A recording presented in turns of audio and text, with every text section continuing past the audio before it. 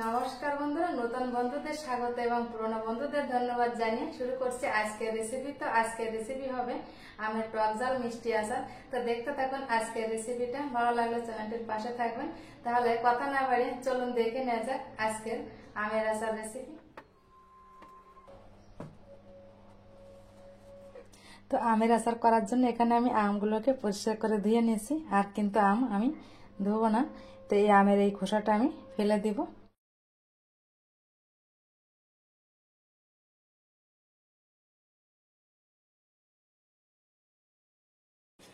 তো এক এক করে আমি আমের খোসাটা ফেলে দেবো। এই দেখুন, তো আমের খোসাটা ফেলতে হবে এমনভাবে যাতে আমের কোনো সবুজ অংশ না থাকে। এবার মাঝখান থেকে চিড়ে ফেললাম। এই দেখুন, তো মাঝখানে এই যে দানাটা, এটা আমি ফেলে দেব।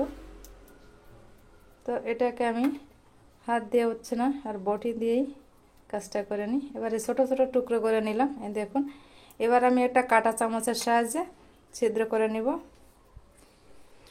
তো এক এক করে আমি কাঁটা চামচের সাহায্যে এভাবে ছিদ্র করে নিতে হবে। একটা আমের টুকরা 3-4টে ছিদ্র করলেই হবে।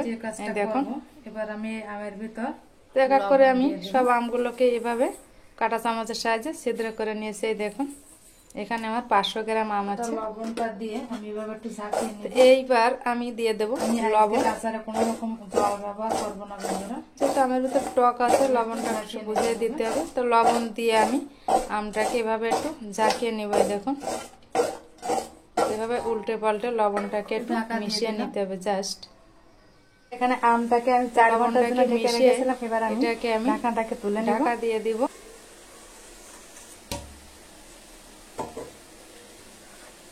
এই দেখুন, লবণটা দেওয়ার পরে আমটার থেকে কতটা জল বেরিয়েছে। দেখুন, আমি কিন্তু একটু জল দিইনি। এবার আমি অন্য একটা গামলায় এই আমের এই জলটাকে এভাবে একটু চেপে চেপে নিয়ে নিব। দেখুন, এভাবে একটু জোরে চাপ দিতে হবে। আমের এই জলটাকে বাদ দিতে হবে।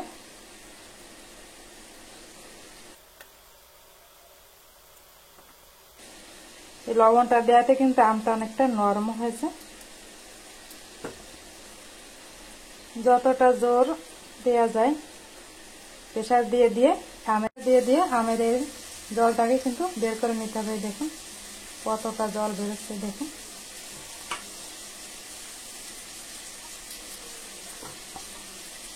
এক এক করে আমি আমের এই জলটাকে বের করে নিব। তো আজকের রেসিপিটা, আমের আচার রেসিপিটা একটু অন্যরকম ভাবে করব। তো দেখতে থাকুন আর সঙ্গে থাকুন আমার। দেখুন কতটা জল বেরিয়েছে। কথা বলতে বলতে আমগুলোকে আমার এক এক করে নিয়ে নেওয়া হয়েছে। এই দেখুন, এই জলটাকে আমি ফেলে দেব। তো এই আমের আচার করার জন্য এখানে আমি অল্প কিছু পরিমাণ মশলা নিয়েছি। দেখুন, ধনে আর জিরে আর কিছুটা লঙ্কা। তো কড়াইটাকে গরম হতে দিয়েছিলাম, কড়াইটাও গরম হয়েছে। প্রথমে আমি ধনেটা দিয়ে দেব। তো ধনেটা হতে একটু সময় লাগে, জন্য আমি ধনেটা আগে দেব। সময় আঁচটাকে একদম লো ফ্লেমে রাখবো, রেখে তেলে নিব। ধনে জিরাটাকে তেলে নেওয়া হয়েছে। এবার আমি জিরাটাকে আমি হালকা তেলে নিলাম। এবার এটাকে আমি গুঁড়ো করে নেব, আর এদিকে আমি বাকি কাজটা করে নেব। এবার আমি জল ঝরে রাখা আমটাকে দিয়ে দেব। জলটা তো জাস্ট না, আমের কষটা।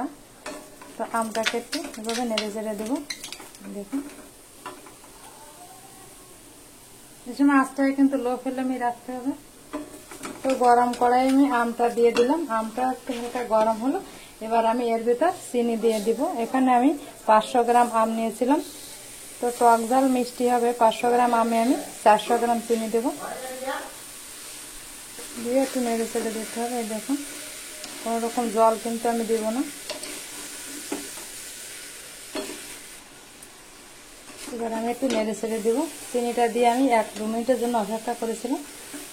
এবার একটু উল্টে পাল্টে দিতে হবে। দেখুন, চিনিটা কিন্তু গলতে শুরু করেছে। তো আমটাকে আমি 4 থেকে 5 মিনিটের মতো জ্বালিয়ে নিয়েছি। দেখুন, চিনিটা কিন্তু গলতে শুরু করেছে। এই সময় কিন্তু আঁচটাকে একদম লো ফ্লেমে রাখবো। এই দেখুন, মাঝে মাঝে একটু নেড়ে ছেড়ে দিব। তো বন্ধুরা আমের এই আচারটাকে আমি 7 থেকে 8 মিনিটের মতন জ্বালিয়ে নিয়েছি। দেখুন, তো এখানে যে আমি শুকনো লঙ্কাগুলো নিয়েছিলাম এবার আমি দিয়ে দিব, দিয়ে আবার একটু নেড়ে ছেড়ে দিব।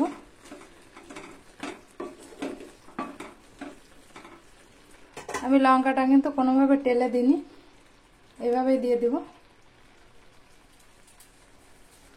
আর এখানে যে মশলাটা গুঁড়ো করে নিয়েছিলাম মশলাটা দিয়ে দেব। তো সবটুকু দিয়ে দিলাম। তো মশলাটা দিয়ে আবার একটু নেড়ে ছেড়ে দিব। আর একটু কিছুক্ষণ জ্বালিয়ে নেব।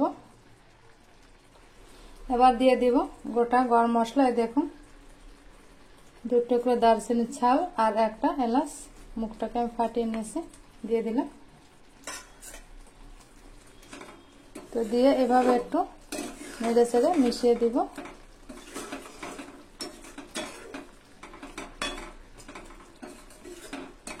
আমি এটাকে আরো 4-5 মিনিটের মতন জ্বালিয়ে নিব। ফিরে আসছি 4-5 মিনিট পর। তো ওই সময় তো আমের ভিতর লবণ দেওয়া হয়েছিল, লবণটা একটু বুঝিয়ে দিতে হবে। এবার আমি লবণটা দিয়ে দিব। এখানে বিট লবণ ব্যবহার করলাম। তো লবণটা দিয়ে আবার একটু নেড়ে ছেড়ে দেব।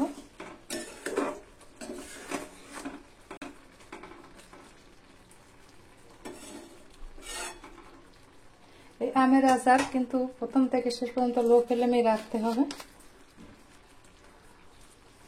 তো আমি এই আচারটার ভিতর ভিনেগার ব্যবহার করব। আমি একটু ভিনেগার নিয়েছি, দেখুন। ভিনেগারটা ব্যবহার করলে আচারটা অনেক দিন থাকে। 1 চিপি মতন ভিনেগার দিয়ে দেব।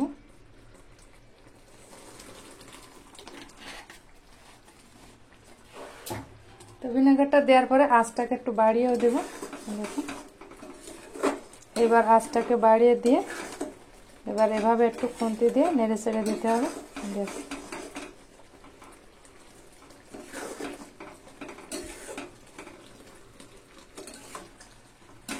বন্ধুরা একটা কাঁটা চামচের সাহায্যে দেখাচ্ছি আমগুলো কেমন সেদ্ধ হয়েছে। দেখুন, কোনো রকম ভাপানো ছাড়া। দেখুন কত সুন্দর সেদ্ধ হয়েছে, আর ভিতরটা কতটা রসালো দেখেই বোঝা যাচ্ছে।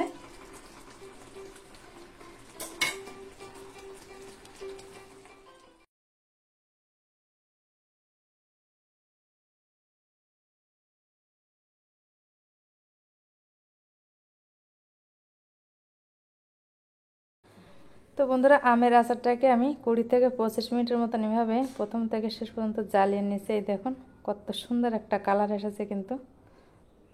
তো এই দেখুন, এভাবে অনবরত কিন্তু নেড়ে চেড়ে যেতে হবে।